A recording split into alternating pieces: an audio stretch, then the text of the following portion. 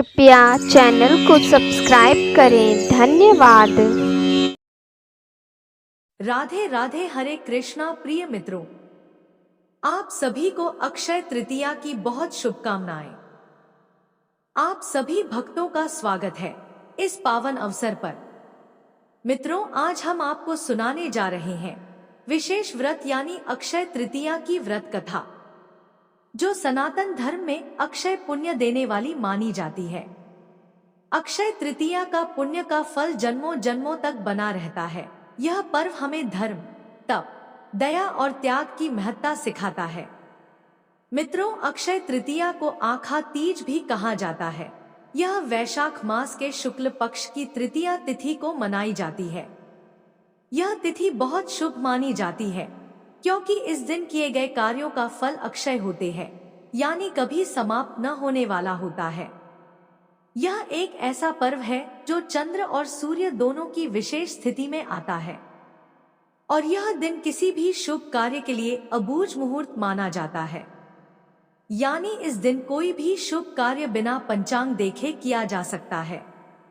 इसे ग्रीष्म ऋतु का धनतेरस भी कहा जाता है, क्योंकि शास्त्रों में यह वर्णित है कि वैशाख जैसा कोई महीना नहीं, सतयुग जैसा कोई युग नहीं, वेद जैसा कोई शास्त्र नहीं और गंगा जैसा कोई तीर्थ नहीं। ठीक वैसे ही अक्षय तृतीया जैसी कोई अन्य तिथि नहीं है। यह एक अविनाशी तिथि मानी जाती है, जिसे स्वयं सिद्ध मुहूर्त कहा गया है।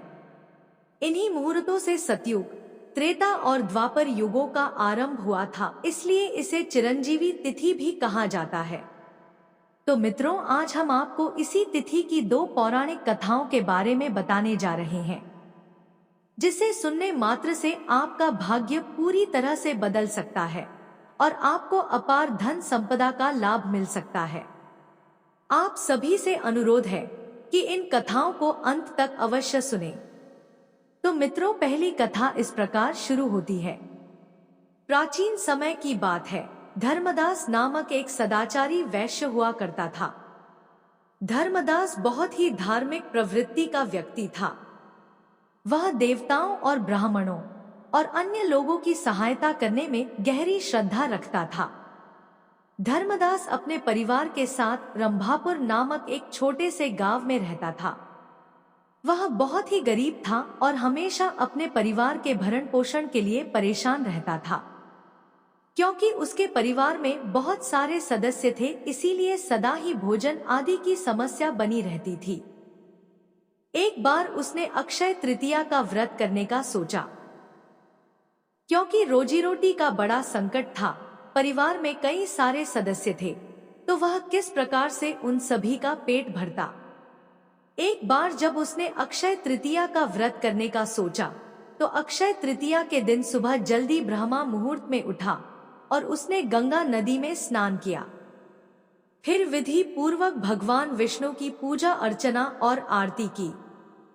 इसके बाद उसने अपनी सामर्थ्य के अनुसार जल से भरे घड़े, पंखे, जौ, सत्तू, चावल, नमक, गेहूं, गुड़, घी, दही, सोना तथा वस्त्र आदि वस्तुएं भगवान के चरणों में रखकर ब्राह्मणों को अर्पित कर दी।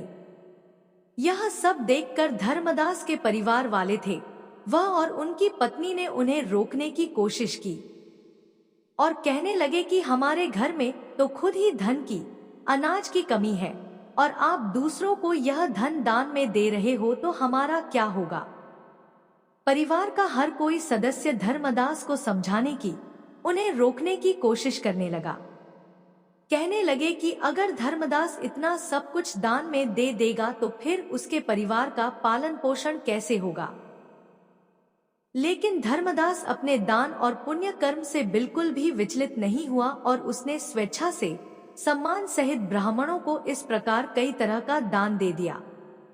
उसके जीवन में जब भी अक्षय तृतीया का पावन पर्व आया, उसने हर बार इसी विधि विधान से पूजा पाठ की और इसी प्रकार से उसने योग्य व्यक्तियों, ब्राह्मणों को दान आदि दिया। हर बार अक्षय तृतीया के दिन पूजा पाठ करने से और दान देने से धीरे धीरे धर्मदास के घर में धन संपत्ति के भंडार भरने लगे और उनकी गरीबी दूर हो गई। परिवार का पालन पोषण बहुत अच्छे से चलने लगा। लेकिन फिर भी धर्मदास ने हर बार विधि विधान से पूजा पाठ करना और अक्षय तृतीया के दिन दान देना बंद नहीं किया। जब धर्मदास का देहांत हुआ तो वह अपने पुण्य के प्रभाव से अगले जन्म में वह कुशावती नगरी का समृद्ध राजा बना। कुशावती का राजा बहुत ही प्रतापी राजा थे।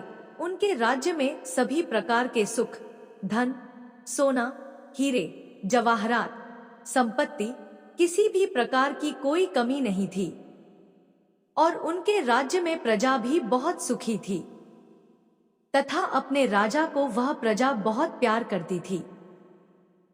अक्षय तृतीया के पुण्य प्रभाव से राजा को अगले जन्म में वैभव और यश की प्राप्ति तो हुई, लेकिन वह कभी भी लालच के वश में नहीं हुए और ना ही अपने सत्कर्म के मार्ग से विचलित हुए। इस प्रकार उन्हें सदा अक्षय तृतीया का पुण्य प्राप्त होता रहा। जैसे भगवान ने धर्मदास पर अपनी कृपा की, वैसे ही जो भी व्यक्ति अक्षय तृतीया के दिन इस पावन कथा को सुनता है या दूसरों को सुनाता है, उसे अक्षय पुण्य और यश की प्राप्ति होती है। और इसलिए यह कहा जाता है कि अक्षय तृतीया पर दान करने से पुण्य संचित होता है और अगला जन्म सुखमय होता है। इस दिन पितरों और स्वयं द्वारा अनजाने में किए गए पापों के लिए भगवान से सच्चे मन से क्षमा मांगनी चाहिए। ईश्वर इस दिन सभी अपराधों को क्षमा कर सद्गुण प्रदान करते हैं। अपनी बुराइयों को प्रभु के चरणों में अर्पित कर सद्गुणों की याचना करना इस दिन का विशेष संकल्प है।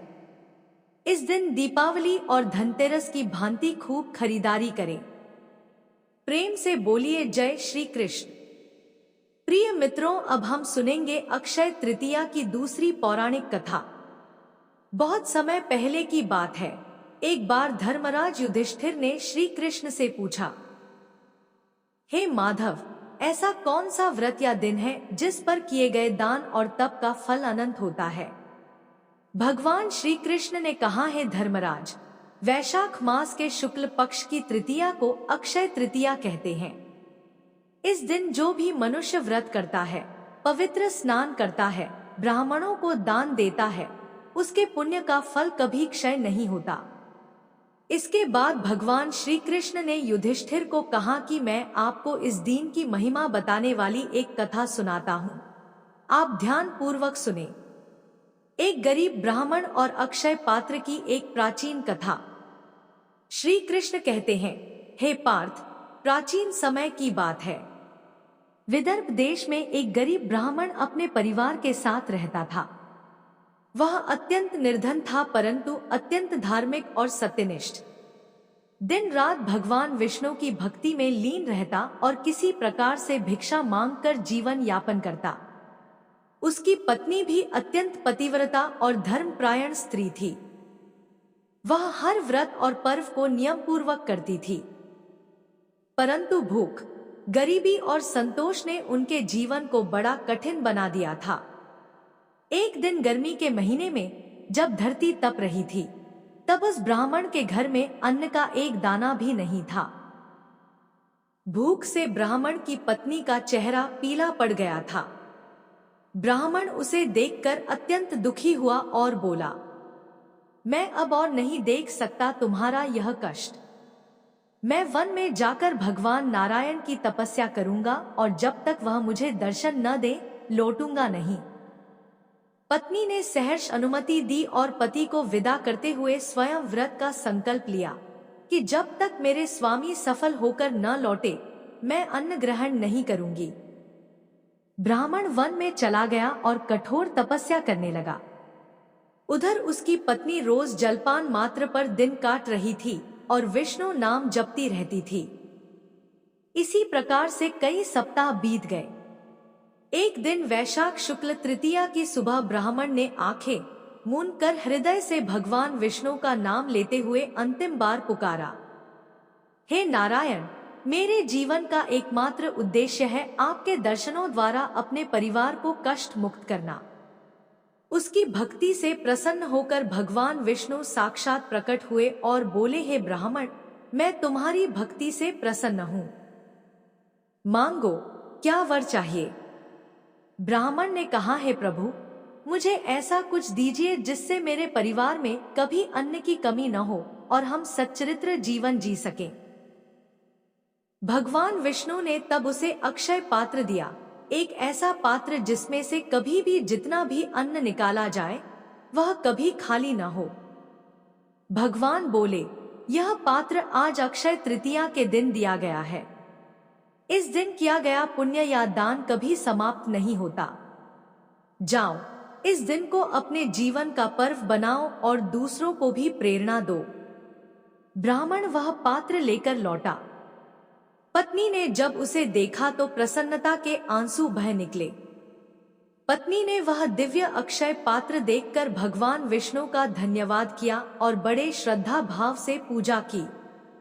इसके बाद जब उसने उस पात्र से अन्न निकाला तो आश्चर्यजनक रूप से अन्न कभी समाप्त नहीं हुआ। पूरा परिवार भरपेट भोजन करने लगा और उनके घर में कभी भी भूख और दरिद्रता नहीं रही।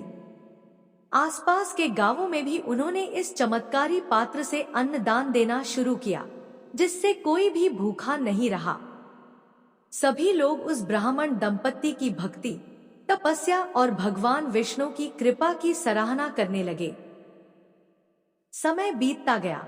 ब्राह्मण और उसकी पत्नी ने इस अक्षय पात्र का सदुपयोग करते हुए अनेक गरीबों की सहायता की, धर्म के कार्यों में भाग लिया और सदैव सत्य और दया के मार्ग पर चले। अंत में जब उनका जीवन पूर्ण हुआ तब भगवान विष्णु के पार्षद उन्हें विमान में बिठाकर विष्णुलोक ले गए, जहां वे अनंत काल तक सुखपूर्वक निवास करते रहे। इस प्रकार अक्षय तृतीया के दिन व्रत, स्नान, दान और भक्ति से अक्षय पुण्य की प्राप्ति होती है, जो जन्म जन्मांतर तक बना रहता है। इसलिए इस दिन हमें तन, मन और धन से पुण्य कार्य अवश्य करने चाहिए। जो व्यक्ति अक्षय तृतीया की कथा श्रद्धा पूर्वक सुनता, उसे भी वही फल प्राप्त होता है जो राजसु यज्ञ करने से मिलता है। उसके जीवन से दरिद्रता, दुख और क्लेश समाप्त हो जाते हैं और वह सदा सुख, समृद्धि और शांति को प्राप्त करता है। इसीलिए दोस्तों, इस पावन अक्षय तृतीया पर हम सभी को भी संकल्प लेना चाहिए कि धर्म, दया और दान के मार्ग पर चलेंगे और अपना जीवन औरों के लिए भी सुखमय बनाएंगे। प्रेम से बोलिए जय श्री कृष्ण।